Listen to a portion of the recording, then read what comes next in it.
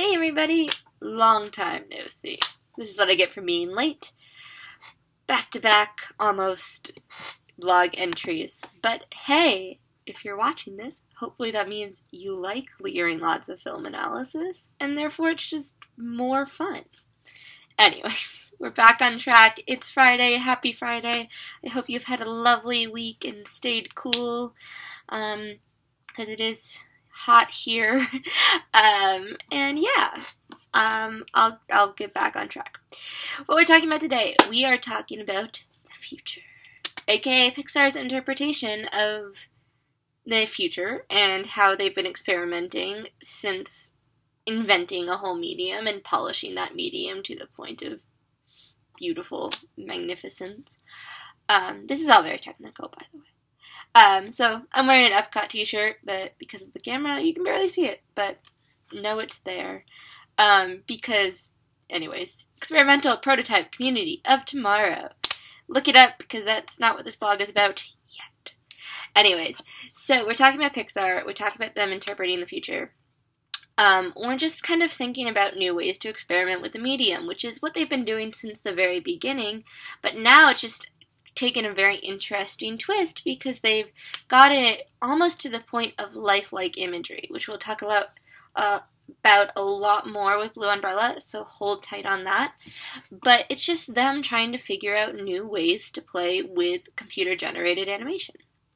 And so that's what we're going to talk about. And what's really cool is, as you all know, I'm basing this off my thesis, so I'm reading from there and trying to embellish and make it a little more interesting.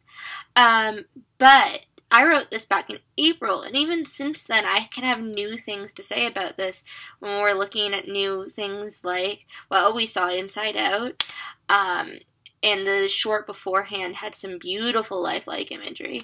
And now we're going to see Good Dinosaur come November, and again, if you've seen the trailer for that, scratch that, go watch the trailer for that if you haven't seen it, and look at the imagery, because this new lifelike look, which we're going to talk about again a lot more with Blue Umbrella, is taking over, and they're doing really interesting things with it. And it's all based off of a new light system, which, again, I'll explain more next week.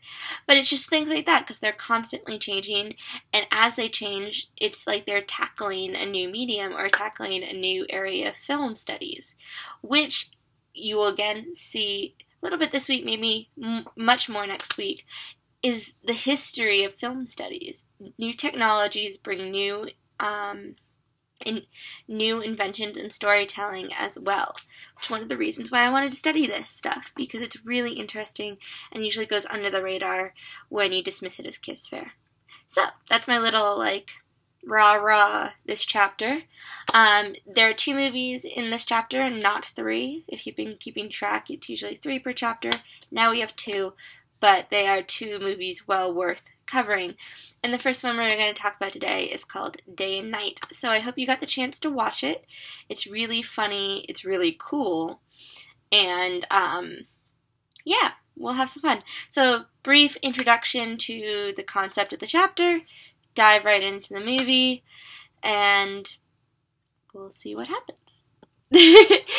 I have the dog with me again, so we might have an unexpected interruption, but probably not. She's mostly quiet.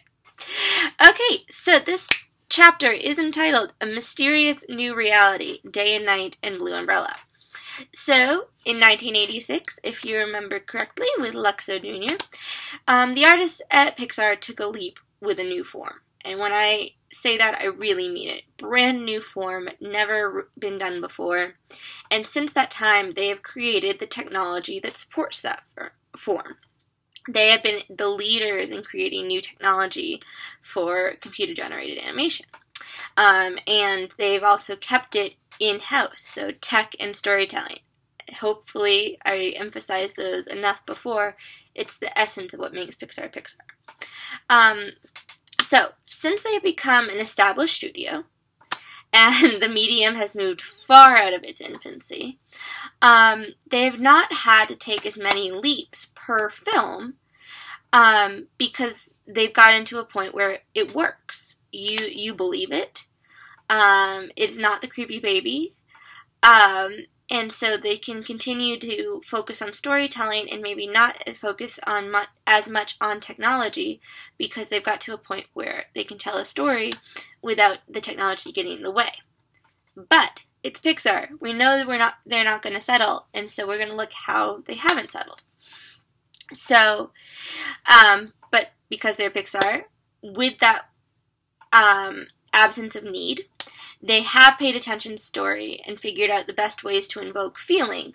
So it's like it was like tech, take small breaks in tech to focus on story, but still focus, just like story was a big thing when they were focusing on tech, tech was still a big thing when focusing on story, just less of a big thing than it was before. And hopefully that all made sense. So when they had no medium to reinvent, the technological advances became smaller steps forward. So things did look more sophisticated over time, like Finding Nemo's jellyfish, or, this is my favorite, the hardest thing in Toy Story 3 was animating the garbage bags. Who knew?